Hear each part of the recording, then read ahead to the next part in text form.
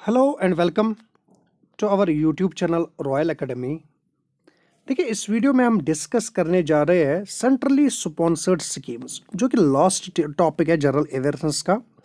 Centrally sponsored schemes, जिसमें ये तीन स्कीम्स को हमें डिटेल में पढ़ना है।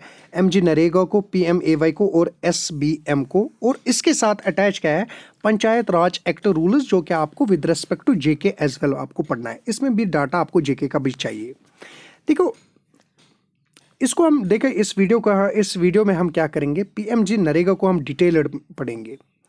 नाउ, सेंट्रली स्पॉन्सर्ड स्कीम कौन सी स्कीम होती है? सेंट्रली स्पॉन्सर्ड स्कीम वो स्कीम होती है जो सेंटर के बीच में भी और क्या होती है, स्टेट्स के बीच में या यूटी के बीच में भी होती है। वेल, सेंट्रल सेक्टर स्कीम्स जो होते हैं ना, वो खाली सेंटर की होती है। सेंट्रली स्पॉन्सर्ड स्कीम्स वो स्कीम्स होते हैं जिनमें दोनों का शेयर होता है, सेंटर का भी शेयर होता है और स्टेट्स का भी शेयर होता है। तो दोनों यहाँ पे दोनों respective government, centre as well as. अब शेयर क्या होता है, कभी 50:50 होता है, कभी 90:10। यूजुअली जो हिली स्टेट्स होते हैं, यूटीज होते हैं, वहाँ पे शेयर सेंटर का ज़्यादा रहता है। और कुछ स्पेशल स्टेट्स ऐसे हैं जिनमें सेंटर का शेयर क्या होता है, ज़्यादा रहता है than states. Now we will discuss MG NREGA. देखिए, एमजी नरेगा को हमने एक ही पिक्चर में हम आपको सब कुछ डिस्कस करेंगे, पर पहले हम थोड़ा सा आपको हिस्ट्री के बारे में बता देंगे। देखिए, अगर हम हिस्ट्री देखेंगे नरेगा की, अगर हम हिस्ट्री देखेंगे, letter on that evolved into MG NREGA. 1991, year 1991, आपको पता है इंडिया में उस टाइम क्या थे, फाइनेंशियल क्राइसिस थे, rather I can say the economic crisis थे उस टाइम। और इकोनॉमिक क्राइसिस आपको लेटर ऑन पता है क्या हुआ। इसके लिए एलपीजी को लाया गया, आपको वो सारी चीज़ें पता होंगे। उस टाइम जो प्राइम मिनिस्टर थे नरसिम्हा राव थे। जो नरसिम्हा राव ने क्या किया, नरसिम्हा राव ने एक पायलट स्कीम उन्होंने लाई, प्रपोजल दिया पायलट स्कीम के लिए, टू जनरेट क्या एम्प्लॉयमेंट किन एरियाज में, रूरल एरियाज में क्या जनरेट करेंगे हम एम्प्लॉयमेंट। और इन्होंने कुछ गोल्स रखे इस स्कीम को, 3 गोल्स इन्होंने रखे। पहला, ये सबसे इंपॉर्टेंट गोल, एम्प्लॉयमेंट जनरेशन। किनको? एग्रीकल्चरल लेबर्स को। आज तो सारे लेबर आते हैं इसमें during the lean season. Lean season वो सीजन होता है जब इनको काम नहीं रहती है। यूजुअली जब इनपुट्स लगाते हैं और हार्वेस्ट करते हैं तब काम ज़्यादा रहती है एग्रीकल्चर फील्ड्स में। बाकी जो इन बिटवीन पीरियड रहता है उसमें काम नहीं रहती है, उसको बोलते हैं लीन सीजन। और इसी लीन सीजन में एम्प्लॉयमेंट जनरेट करने के लिए नरसिम्हा राव गवर्नमेंट ने क्या किया, एक पायलट स्कीम लाई, ये एक ऑब्जेक्टिव रखा। Second objective was infrastructure development, कि जो इंफ्रास्ट्रक्चर, क्योंकि later on we will see how they do public works. Thirdly was enhanced food security. इन 3 पॉइंट्स को क्या, ये गोल्स थे इस स्कीम के। और यही स्कीम, ये 3 गोल्स के साथ क्या बन गई, एम्प्लॉयमेंट एश्योरेंस स्कीम। और यही employment assurance scheme later on बनती है नरेगा, और later on that gets converted into MG NREGA. How, we will tell you. See, employment assurance scheme को जब मर्ज किया जाता है फूड फॉर वर्क प्रोग्राम के साथ, तो इवाल्व क्या हो जाता है, इवाल्व हो जाता है एमजी नरेगा। सो एम्प्लॉयमेंट एश्योरेंस स्कीम को क्या किया जाता है, ज्यूरिंग 2000 अर्ली 2000 ज्यूरिंग 2002 2001 क्या किया जाता है, फूड फॉर वर्क प्रोग्राम को मर्ज किया जाता है एम्प्लॉयमेंट एश्योरेंस स्कीम के साथ। और क्या स्कीम जो इवाल्व होती है उसका नाम होता है MG NREGA. That is Mahatma Gandhi national rural employment guarantee actually act. Now, इसके बाद हम जो डिस्कस करेंगे, हम व्हाट डिस्कस करेंगे पहले। Now we will discuss first what is this scheme. देखिए, व्हाट में हम इसको थोड़ा सा ये देखेंगे कि ये स्कीम क्या है, बाकी चीज़ें इसके बाद हम देखेंगे इंपॉर्टेंस इस स्कीम की। इसके बाद कंसर्न्स देखेंगे, इस स्कीम के कंसर्न्स क्या है। जो इंपॉर्टेंट एस्पेक्ट है एमसीक्यूज के लिए वो यही होता है व्हाट। देखिए, ये जो एमजी नरेगा स्कीम है, इसको एनेक्ट कैसे किया जाता है, ये एक स्टेचुरी स्कीम है। स्टेचुरी स्कीम वो स्कीम होती है जो स्कीम एक्ट ऑफ पार्लियामेंट से बनी, और इसके लिए भी एक्ट को पास किया गया। किस एक्ट को पास किया गया, उसको बोलते हैं MG NREGA act. What is that MG NREGA act? Mahatma Gandhi national rural employment guarantee act. इस एक्ट को पास कब किया जाता है, 2005 में पास किया जाता है। एग्जैक्ट डेट अगर आप पूछोगे मुझसे, अगस्त आपको याद रखना है, अगस्त में इसको पास किया जाता है। और कब किया जाता है? 23 अगस्त 2005 को इस एक्ट को पास किया जाता है, नरेगा एक्ट को। और लेटर ऑन इसी एक्ट को एनेक्ट किया जाता है 25 अगस्त 2005 को। और फिर इसका जो ऑफिशियल लॉन्च कब किया जाता है? 2006 में इसका ऑफिशियल लॉन्च होता है, जो कि आपको याद रखना है। फरवरी 2006 में इसका ऑफिशियल लॉन्च होता है। किस स्कीम का? नरेगा स्कीम का ना। उसके बाद अगर हम देखेंगे, यहाँ पे आप लिख सकते हो 2 Feb, exact date being 2 Feb 2006 इसका ऑफिशियल लॉन्च होता है। किसका? एमजी नरेगा। देखिए, ये आपको बैकनेस देता है, ये जो एक्ट है ये आपको एश्योर करता है, लीगल गारंटी देता है 3 चीजों की। क्या क्या?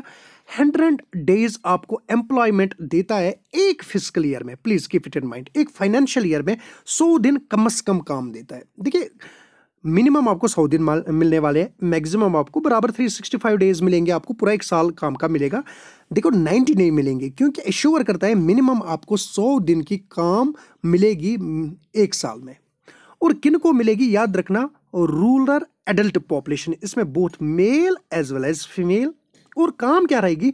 पब्लिक वर्क्स की काम रहेगी, जो कि एक अनस्किल्ड लेबर काम रहती है। अनस्किल्ड लेबर वर्क जो होता है वो पब्लिक वर्क्स। और 100 दिन की मिनिमम आपको काम मिलने वाली है एक फाइनेंशियल ईयर में, मगर अगर आप रूरल अडल्ट हो। सेकेंडली, 150 डेज की मिनिमम काम मिलने वाली है आपको अगर आप एससी से हो या एसटी से हो during non agriculture season, that is the lean season, जब आपके पास काम नहीं होगी। अगर आप एससी से हो या एसटी कास्ट से हो, इस कैटेगरी से बिलोंग करते हो, देन आपको 150 की काम मिलने वाली है। और ये काम जो है ये रूरल एडल्ट पॉपुलेशन के लिए, एडल्ट में both female as well as male आते हैं। ये पॉइंट है, लीगल गारंटी किस चीज को दिया जाता है, ये आप याद रखोगे। ये स्टेचुरी मिनिमम, देखो स्टेचुरी मिनिमम वेज पे आगे लिखा होता है, स्टेचुरी मिनिमम वेज पे आपको इतनी काम मिलने वाली है। नाउ इसके बाद हम देखेंगे कि इंप्लीमेंटेशन का प्रोसेस क्या है। देखिए, इंप्लीमेंटेशन अंडर ये स्कीम क्या आती है, आपको पता है ये स्कीम मैंने आपको बताया सेंट्रली स्पॉन्सर्ड स्कीम है। That means both centre and state, तो state governments, respective state governments के अंडर आती है, under the department of rural development. So जो एंटायर इंप्लीमेंटेशन होती है that is being monitored by the ministry of rural development. आप लिख सकते हो in association with the state governments. In short, जो एंटायर इंप्लीमेंटेशन, इस स्कीम का जो इंप्लीमेंटेशन है वो किसके अंडर आता है? मिनिस्टर ऑफ रूरल डेवलपमेंट के अंडर आता है, इन association with the state governments. Now इसके बाद अगर हम देखेंगे, जो इसके बाद हम देखेंगे ग्राम सभा का हम देखेंगे, और प्रोजेक्ट अप्रूवल एम, ये सारा हम देखेंगे। मगर इससे पहले मैं आपको एक चीज बताना चाहता हूं, ये जो काम है होती है ना, इसमें रिजर्व किया गया काम 1/3, प्लीज इसको नोट कर देना। 1/3 जो काम है ना वो किसके लिए रिजर्व्ड है? वुमेन के लिए वो रिजर्व्ड है। सो 1/3 ऑफ द वर्क जो भी इस स्कीम के अंडर काम आती है ना, 1/3 रिजर्व किया जाता है वुमेन्स के लिए। सपोज अगर आपको टोटल 100 दिन की काम आई है, या मान हाँ 100 दिन की काम होती है, 33 डेज जरूरी है एलोकेट करना वुमेन्स को। बाकी जो 77 है वो आप क्या कर सकते हैं? मर्दों में दे सकते हो वो काम, या जरूरी नहीं है 100 के 100 फीमेल ही कर सकते हैं। इन शॉर्ट 33% या 1/3 of the stipulated work force are under the are reserved for womens, that you need to remember. Now इसके बाद अगर हम देखेंगे ग्राम सभा का रोल, अगर हम देखेंगे, देखिए ग्राम सभा जो है ना ये प्रिंसिपल फॉर्म है, लिखा हुआ है जो ग्राम सभा है ना ये प्रिंसिपल फॉर्म है। किसके लिए ये प्रिंसिपल फॉर्म है? जहां पे वेज सीकर्स जो होते हैं, जहां पे लेबर्स होते हैं जो रेज करते हैं अपनी वॉइस को और अपनी डिमांड्स को। इन शॉर्ट जो ग्राम सभा है it's a principal form where wage seekers क्या करते हैं, वो अपनी रेज करते हैं, कोई भी डिमांड हो उनकी कि हमें तनख्वाह बढ़ा दीजिए, हमें काम 100 दिन की नहीं मिली, हमें काम कम मिली, या कोई भी ग्रीवेंस है वो किसके अंडर देखी जाती है? वो एक फॉर्म के अंडर देखी जाती है जिसको हम ग्राम सभा बोलते हैं। ये आप याद रखोगे, जहां पे क्या है, it's a principal form for the wage seekers to raise their voice and make their demands. Now इसके बाद जो ये ग्राम सभा है इसकी और एक काम रहती है ग्राम सभा की। जो एक ग्राम सभा है विद द ग्राम पंचायत, देखो अलॉन्ग ग्राम पंचायत, यहाँ पे लिखा हुआ है ग्राम सभा along with the gram panchayat.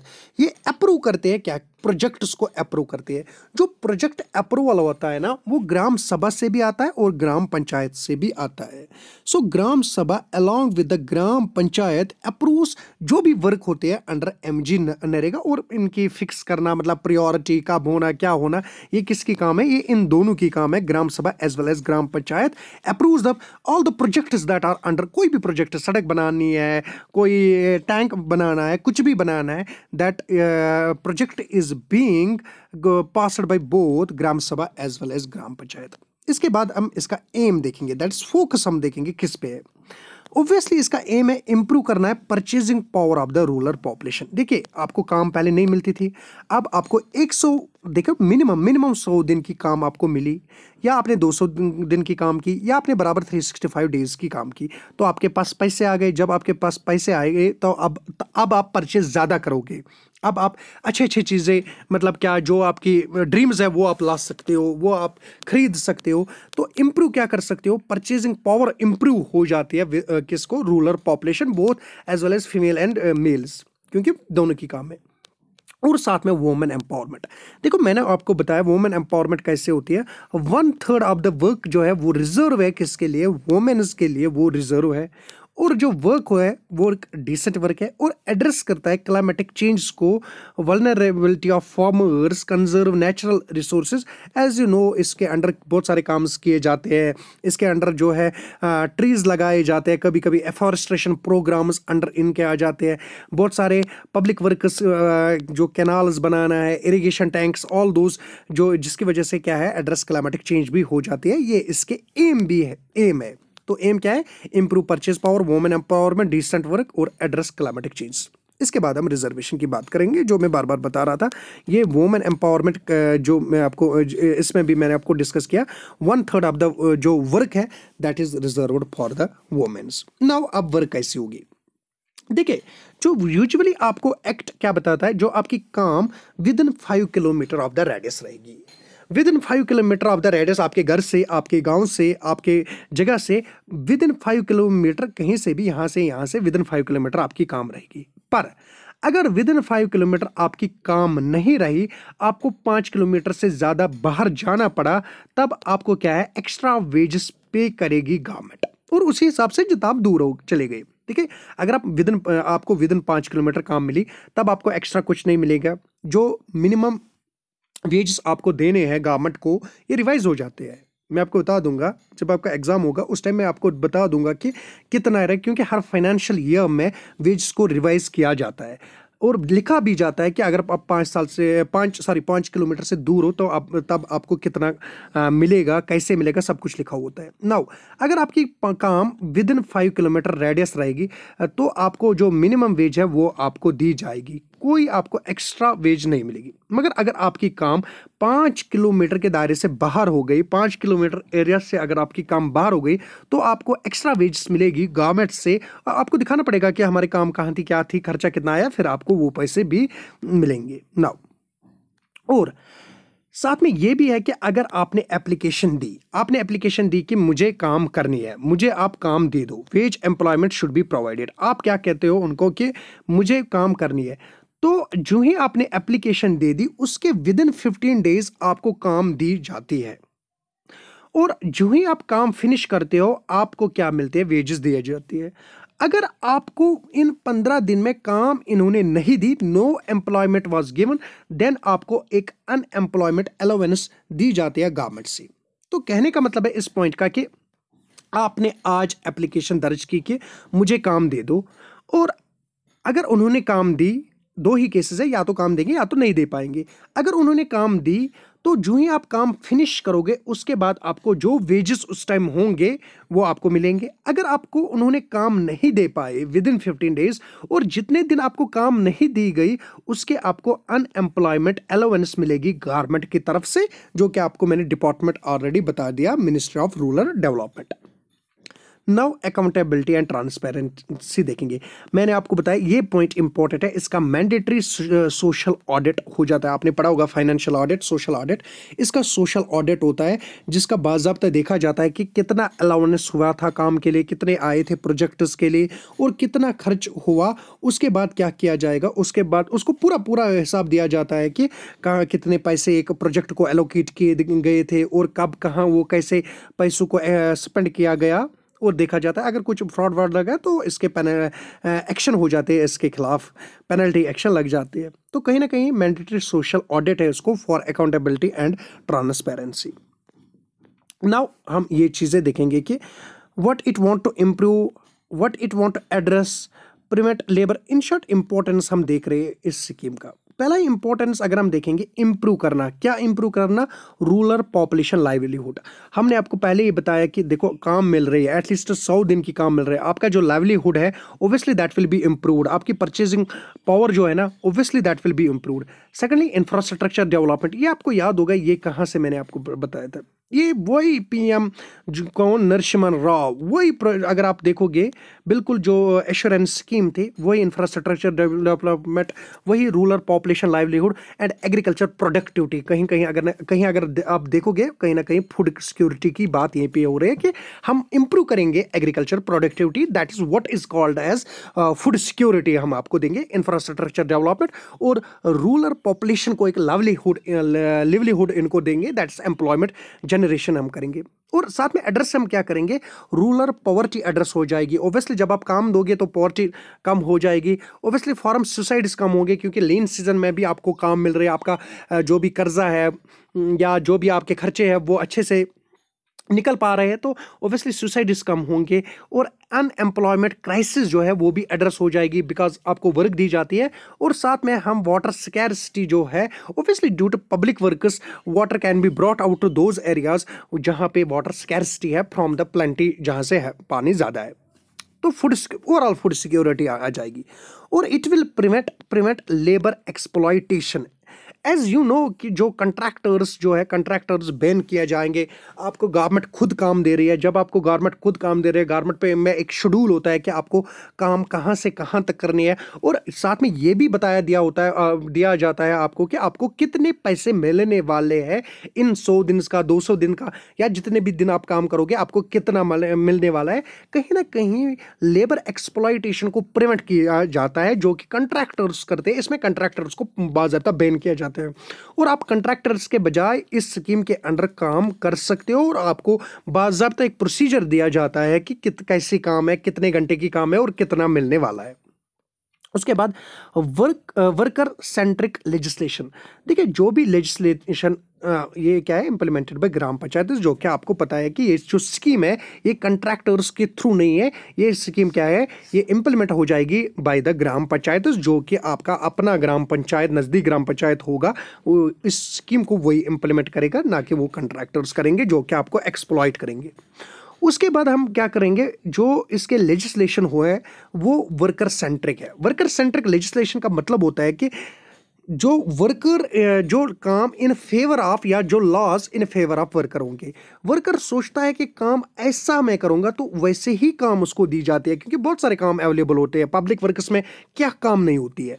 और जो रूल्स होते हैं ना वो ग्राम पंचायत फ्रेम करते हैं, और ग्राम पंचायत में कौन होते हैं, वही होता है, तो वर्कर ही तो होता है ना, तो वर्कर अपने लिए अब खुद लॉज बना देता है और वर्कर को हाई एम्फेसिस दिया जाता है और ट्रांसपेरेंसी और अकाउंटेबिलिटी को भी मेंटेन रखा जाता है इस स्कीम के अंडर। नाउ ये सोल्यूशन है जो भी करंट प्रॉब्लम्स है, वाटर स्कैर्सिटी, क्लाइमेटिक चेंज, ये बहुत तरह, क्योंकि देखो बहुत सारे एफॉरेस्ट्रेशन प्रोग्राम्स इसके अंडर आ जाते हैं और ख्याल रखा जाता है अपनी within 5 kilometre radius you are aware about all the problems, जो भी है आपको अपने गांव में पता है क्या अच्छा रहने वाला है, तो वो आप अच्छा देखते हो और उसको पाते भी हो। नाउ इसके बाद क्या है, जो ड्राउट है या क्लाइमेटीज है, +50 days unskilled veg employment section 3(4). अच्छा जो ये है, ये क्या है, ये कुछ हमारे जो इसके अंडर है, देखिए क्या होता है ज्यूरिंग ड्राउट या क्लाइमेटीज जब आती है, जो जब भी कोई नेचुरल आफत आई, कोई भी क्लाइमेटी आई या कोई भी ड्राउट आया, उस दिन क्या है एक्स्ट्रा 50 दिन की काम दी जाती है। जो इसका मतलब है अगर ड्राउट आ गए, अगर क्लाइमेटीज आ गए, अब 100 दिन मिनिमम में ही है, अब 150 दिन मिनिमम है, जो कि अनस्किल्ड वेज रहेगी, वही जो वेज थी अनस्किल्ड वेज एम्प्लॉयमेंट रहेगी कितने 150 दिन की। कब ज्यूरिंग क्या हो जाएगी, ड्राउट्स आ जाएंगे, क्लाइमेट्स आएंगे, क्लाइमेटीज आ जाएंगे, उस time in short additional 50 days जो अनस्किल्ड वेज एम्प्लॉयमेंट प्रोवाइड की जाएगी, तो इन शॉर्ट 150 दिन की। अब जो सेक्शन 3 है, सब सेक्शन 4 जो इस एक्ट का है, खुद के एक्ट का, सेक्शन 3 एंड सब सेक्शन 4, 3 का सब सेक्शन 4, वो क्या करता है, वो अलाउ करता है स्टेट्स को, state guarantees, state as well as centre, यहां पे गवर्नमेंट की बात करी है, टू प्रोवाइड क्या additional days beyond the guaranteed period from their own funds. तो यहां पे स्टेट्स को और सेंटर को क्या किया, सेक्शन 3 सब सेक्शन 4 इसी एक्ट को क्या बताता है, उनको आपको एडिशनल डेज की काम को गारंटी करना है कि इनको लोगों को जो भी काम कर रहे हैं during these droughts and calamities. Now उसके बाद देखिए ये बूस्ट क्या करता है, रूरल डिमांड बूस्ट करता है। ऑब्वियसली जब आपके पास पैसे है, लोगों के पास पैसे है, तो डिमांड तो ज़्यादा होगी ना। देखो अगर पैसे नहीं है तो डिमांड क्या है, जब आपको 150 दिन की काम मिली, 100 दिन की काम मिली, या जितने दिन की आपको मिनिमम 100 से ज़्यादा दिन की जब आप काम मिली, आपके पास पैसे आए, तो ऑब्वियसली डिमांड तो इंक्रीज होगी ना चीज़ों की। जब डिमांड इंक्रीज हुई, ओवरऑल जो रूरल इकोनॉमी है वो क्या है, वो बूस्ट हो जाएगी। This was importance. क्या है इंपॉर्टेंस इसकी, पहला ही कि इसका इंपॉर्टेंस है इंप्रूव करना। क्या करना, इंप्रूव रूरल पॉपुलेशन को, पॉपुलेशन लेवलीहुड को इंप्रूव करना, इंफ्रास्ट्रक्चर को इंप्रूव करना, एग्रीकल्चर प्रोडक्टिव इंप्रूव करना। एड्रेस क्या करेगी, रूरल पॉवर्टी एड्रेस करेगी, farmer suicides, unemployment crisis, water scarcity, इसको क्या करना है, एड्रेस करना है। प्रिवेंट करेगी लेबर एक्सप्लॉयटेशन, कंट्रैक्टर्स को बैन किया जाता है, क्योंकि इंप्लीमेंट कौन करता है इसको, ग्राम पंचायत इंप्लीमेंट करता है, इसलिए क्या है लेबर एक्सप्लॉयटेशन को मतलब बढ़ावा नहीं दिए जाते हैं, बल्कि इसको प्रिवेंट किया जाता है। वर्क सेंट्रिक लेजिस्लेशन होती है, सोल्यूशन होता है करंट प्रॉब्लम्स, जो आज के दौर के प्रॉब्लम है, क्लाइमेटिक चेंजेस, वाटर स्कैर्सिटी, इसलिए तो गवर्नमेंट इस एक्ट को क्या करता है, प्रमोट करता है। और ड्राउट और क्लाइमेटिक्स के दौरान आपको एडिशनल 50 डेज की काम दी जाती है, जो कि स्टेट और सेंटर को इंश्योर करना है अंडर सेक्शन 3 सब सेक्शन 4। और बूस्ट क्या हो जाती है, रूरल डिमांड और rural economy. Now what are some of the implementing issues, क्या है इसकी। देखिए इम्प्लीमेंटिंग इश्यूज क्या है इसका, सबसे आपको पता होगा कि सबसे बड़ा इशू क्या है, दैट्स अ करप्शन। देखिए करप्शन की वजह से क्या हो जाता है, या कभी पैसे डिले, पैसे ज़्यादा, पहले हम यहाँ पे देखेंगे implementation issues, that is corruption और एडमिनिस्ट्रेशन नेग्लिजेंस जो है, ये कभी इग्नोर कर देता है एडमिनिस्ट्रेशन, कि कोई काम आ गई नहीं करता है, किसी को एम्प्लॉय नहीं कर पाता है, पैसे मांगते, ये सारे इश्यूज रहते हैं इस स्कीम के under. Tech based centralised implementation, अब देखिए जो जितना जितना आगे हो रहा है उतना उतना क्या हो रहा है, इसके में सेंट्रलाइजेशन आ जाती है। जब सेंट्रलाइजेशन आती है उसकी वजह से मतलब बहुत बार ये हो जाता है कि करप्शन होने के चांसेस होते हैं और एडमिनिस्ट्रेटिव इग्नोरेंस के चांसेस हो जाते हैं। सो एक्चुअली यहाँ पे पॉइंट क्या है, टेक्नोलॉजी बेस्ड जो सेंट्रलाइज्ड होती है ना, इससे क्या हो जाता है, थ्रेशोल्ड हो जाते हैं, लोकल अकाउंटेबिलिटीज होते हैं ना, और इंक्रीज हो जाती है leakages due to this tech based centralised implementation. और क्या होते हैं, कभी कभी इम्परफेक्ट इम्प्लीमेंटेशन हो जाती है, क्योंकि कोई लोकल अकाउंटेबिलिटी नहीं होती है, लीकेजेस ज़्यादा होती है।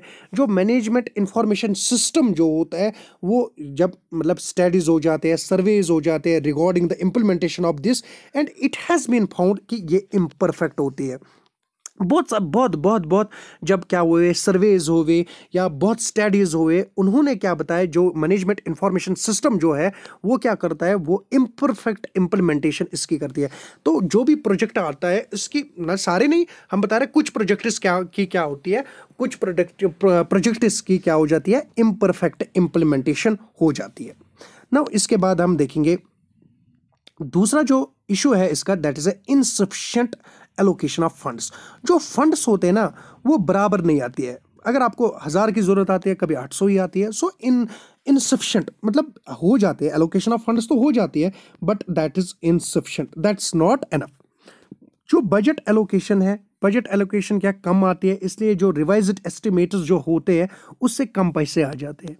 सेकंडली, सप्लीमेंट्री बजट्स जो फिर से आ जाते हैं बजट्स, उनको डिले किया जाता है, स्लोइंग डाउन वर्क्स, जिसकी वजह से जो काम क्या होती है, काम फिर कम होती है। कभी कभी ये भी बताते हैं कि पैसे ही नहीं आ जाते, पैसे दूसरों के, जो जो आपने देखा होगा, आपने खुद भी देखा होगा अपने पास में ही कुछ लोगों को कि इसके जो पैसे हैं ना बहुत लेट आ जाते हैं।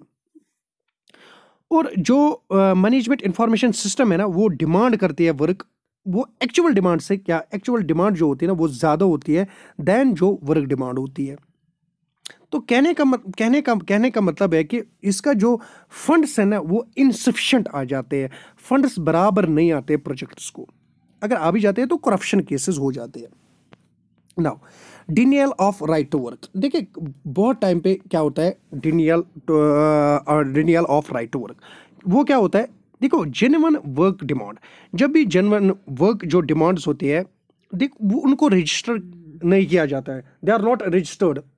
जो जनरल वर्क डिमांड होते हैं they are not provided, even they are not registered. बहुत सारे रीजन्स में, बहुत सारे एरियाज में उनको क्या किया जाता है, जेन्युइन वर्क को रजिस्टर ही नहीं कर पाते हैं, और जो इसके रिसीट्स होते हैं ना वो भी प्रोवाइड नहीं किए जाते हैं।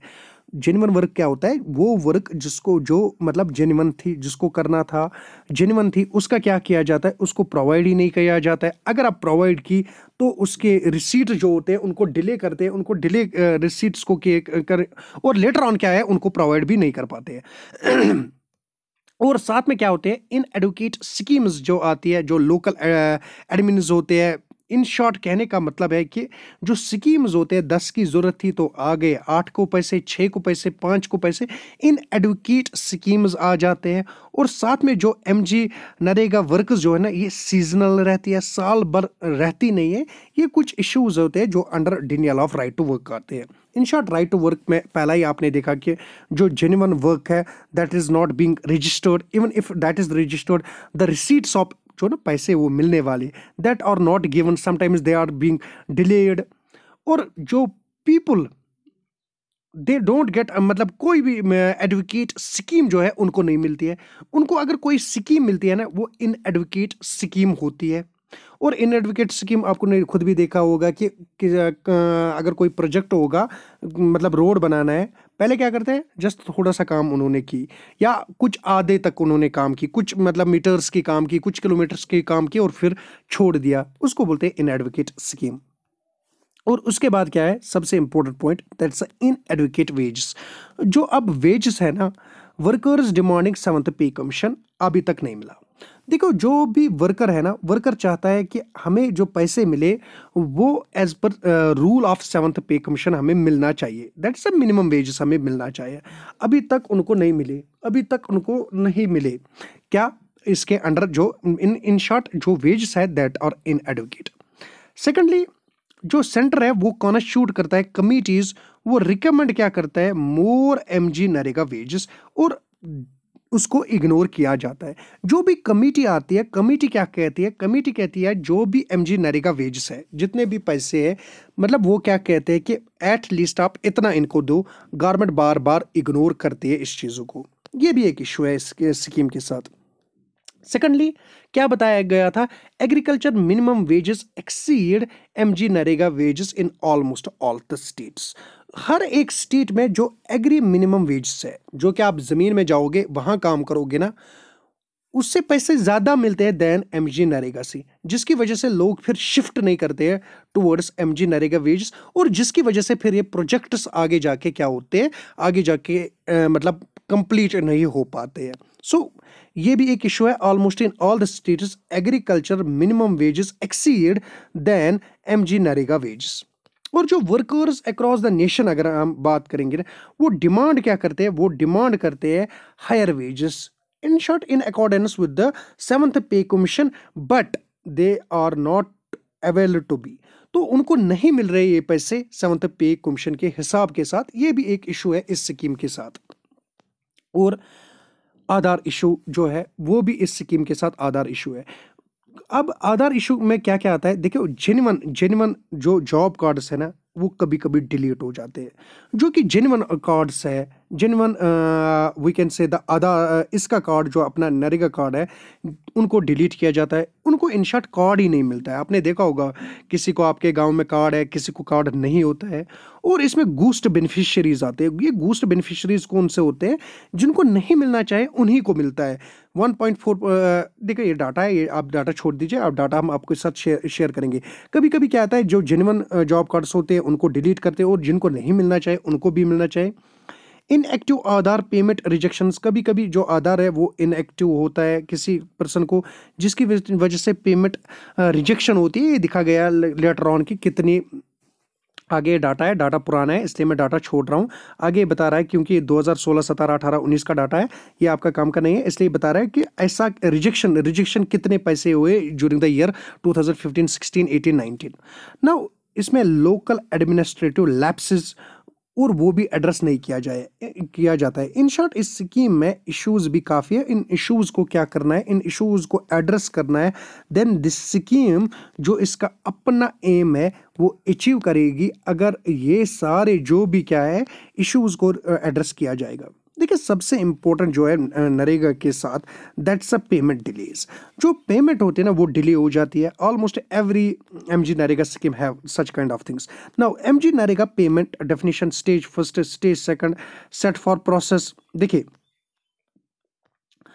इसमें क्या है, पेमेंट डिलेज में क्या है, ऑलमोस्ट आपने देखा होगा कि दो तरह की पेमेंट यहाँ पे आती है। जो एमजी नरेगा है ना, जो गवर्नमेंट है ना, ये डिवाइड करती है दो स्टेज में पेमेंट्स को, जिसको आपको नहीं पढ़ना है, स्टेज फर्स्ट और स्टेज सेकंड।